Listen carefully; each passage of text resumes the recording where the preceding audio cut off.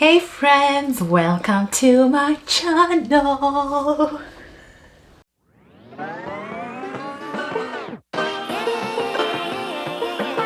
Welcome back to yet another exciting episode with me, Lisa. If you're new here, welcome. Please make sure you subscribe. If you're returning and you haven't subscribed, I do not know why. If you're returning and you have subscribed, thank you for being here.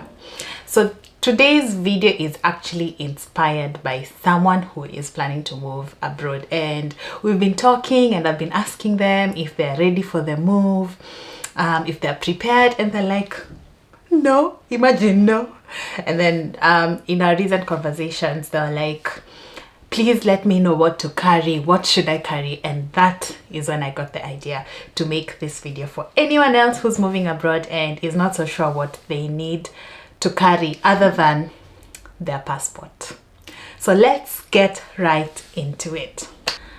Like I mentioned, you will need your passport obviously, but depending on where you're going, who you're going as, if it's a student, if it's working, if it's as a family member, if it's visiting, there are different things that you will need. And because I came as a student, for me, I was fortunate enough to have an agent who guided me through the process, and we actually had a meeting just before I left where she told me what to carry and even gave me a whole kind of checklist. So I was just ticking and making sure I have everything. But if you're not coming as a student, if you don't have an agent, just make sure you have your passport, just make sure you have your letter from the school if you're coming as a student, make sure you have your visa obviously, because at the airport you'll definitely be asked for your visa, either when you're leaving the country or just when you land where you're supposed to be studying. Make sure you also carry your academic documents if you've done an undergrad before, or even your high school diploma certificate. Make sure you have your yellow fever certificate. For me, I needed my yellow fever certificate. I needed my COVID certificate. So it just depends, but make sure you have everything in order. If you're still struggling because maybe you don't have an agent and stuff, hit my DMs right on the comments and I'll be able to guide you and tell you in depth what you need to really have. And what I'm talking about, by the way, shouldn't be in your suitcase, it should be in your carry-on luggage. Because what happens if you lose your certificates because you put them in your baggage? Exactly.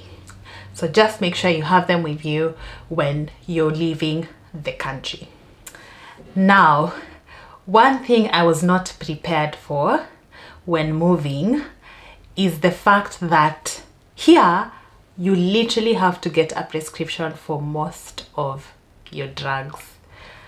You could get over the counter for pain medication and stuff, but then the way we are so used to buying antibiotics over the counter and stuff, you cannot do that. So if you know the antibiotics you usually take, the probiotics you need, make sure you carry this. Make sure you carry this, because if you need it, by the time you go to the hospital, it's gonna cost you. You're in a new country, you're trying to save costs. So just make sure you have everything in terms of your medication. Make sure you even carry that those flu tablets. Make sure you carry those painkillers, because we are just not moving and then coming to spend money immediately. We are trying to settle in fast. Yes. So make sure you carry that, even if it's just band-aids and stuff. The little things in terms of your medication will actually go a long way, you'll realize. If you're moving to a country that does not speak English and you have just learned the language, so France for example, and you have just learned French, just carry a small dictionary with you that at least you can flip, even as you're waiting for your next plane. You can flip through and at least familiarize yourself with a few words. Don't just be oui, or je parle l'anglais, to be honest. That's all I know. But yeah, make sure you have at least a dictionary with you. And then one thing I should have carried or should have done my research on, and I didn't, was the adapter, the power adapter. So Australia uses a different power adapter from Kenya. Now me, I came with my Kenyan laptop. I came with my Kenyan phone, which has the Kenyan phone charger. I came with everything Kenyan in terms of the power adapter. So when it came to charging my stuff, I could not. I had to, of course, because I was living with a friend at the time, because I went to a different state before coming here, at least they were able to like buy that stuff for me. But if you don't have anyone and you're just trying to settle in, where are you going to get the money to buy these things? Where? So my advice to you is get an adapter. So me, I had to buy this adapter because this is what Australia uses. This is what Kenya uses. So I legit had to buy something like this. My friend bought it for me. Can't remember how much it cost. And I remember when my sister came as well, she was like, you should have told me. And I didn't. I totally forgot. So make sure you arm yourself with this, because I'm sure you can get it at a cheaper price in your home country when you still can. I was telling my friend that one of the things they will need, or the things they will need, are their personal items. So for me, thank God for my mom, because my suitcase was full of stuff I needed. I remember meeting another Kenyan at the airport who had one suitcase and one carry-on. And when they looked at me with my 2 huge suitcases and 1 huge carry-on, they were like, you carried a lot of things.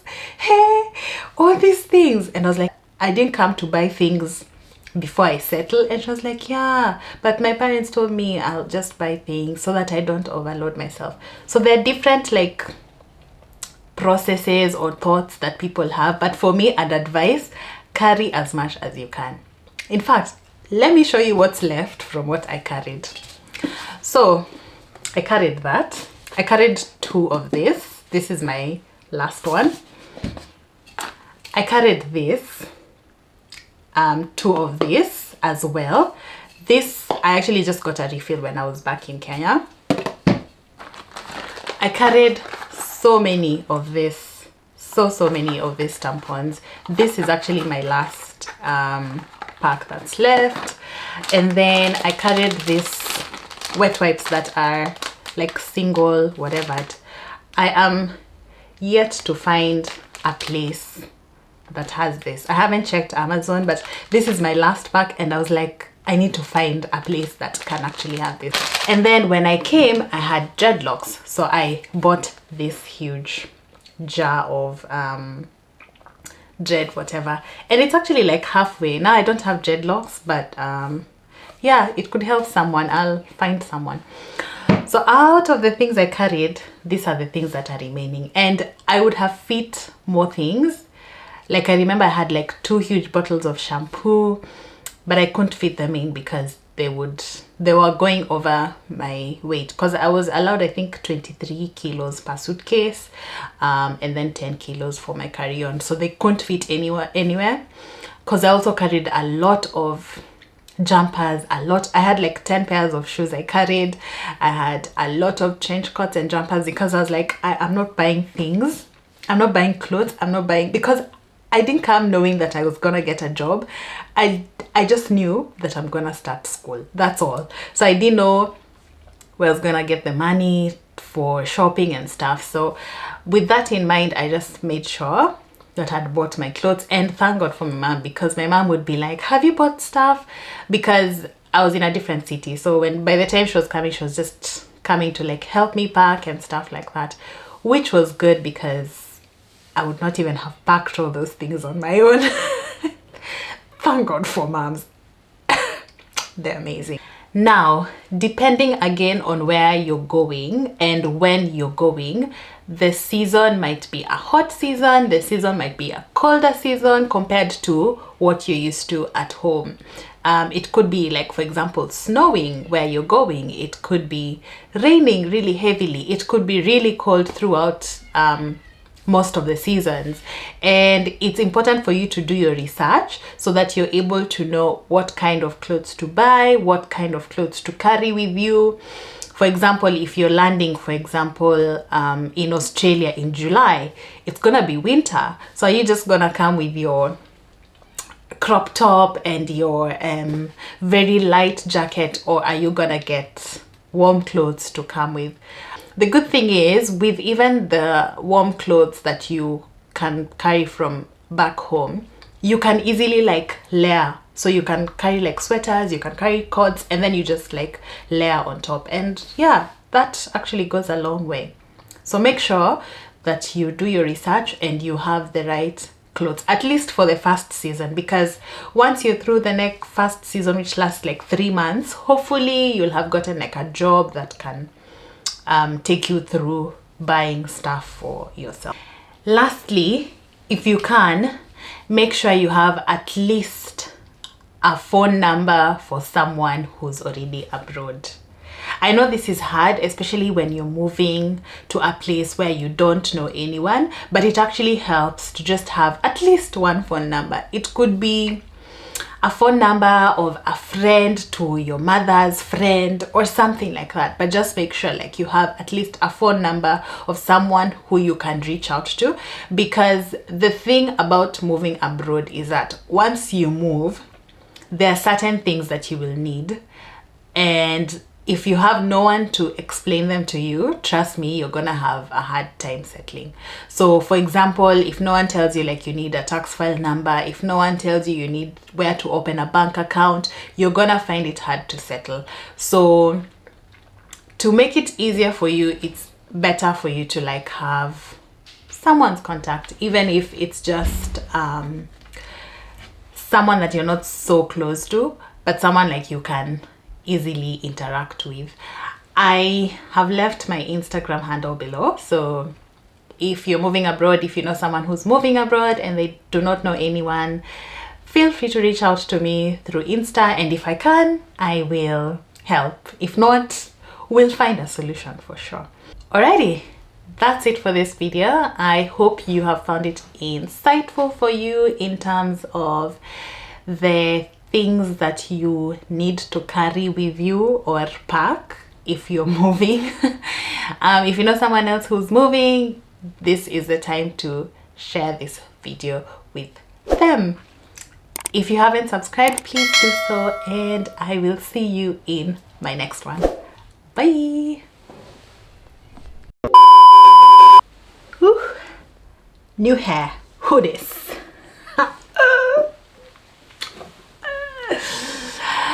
Don't ask me how much it was, just know I got it done abroad, so do the math.